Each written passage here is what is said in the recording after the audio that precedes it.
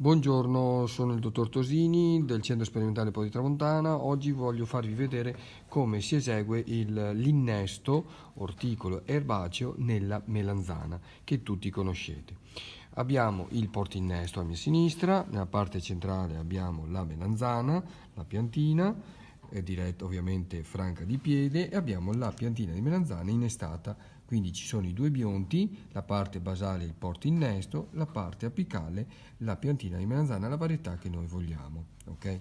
Partiamo dal portinnesto. Il portinnesto è un Solanum torvum ed è la pianta selvatica appunto di questa melanzana. Se vedete è una pianta molto particolare, inselvatichita, con le spine che vedete qui alla base. Ci sono diversi germogli che in questo caso sono stati tolti per facilitare poi l'operazione vera e propria dell'innesto, con un taglio a 45 gradi, quindi viene tolta la parte fogliare, ok?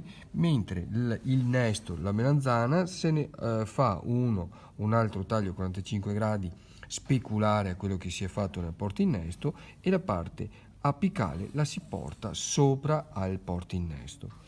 Se vedete la differenza tra le due piante, selvatico e non, la pianta di melanzana è ingentilita, non ci sono le spine, le foglie sono più tondeggianti ed è la parte che ci interessa. Il portinnesto viene utilizzato in questo caso essendo più rustico, essendo più vigoroso, essendo anche più resistente e tollerante alle patologie e parassiti legati al terreno, mi dà una pianta meno delicata.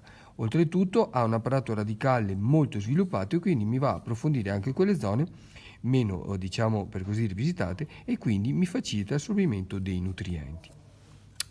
Faccio anche una piccola descrizione. Ci sono le foglie che sono un po' sporche, questo è niente meno che ossicloruro di rame, che viene utilizzato spesso e volentieri nei vivai ed è un prodotto che è registrato anche per l'agricoltura biologica. Serve un attimino per irrobustire la pianta e avere anche un'azione per così dire leggermente brachizzante. Prendiamo per ultima la piantina innestata, quindi vedete proprio in questo punto la si può anche staccare in modo tale che potete vedere.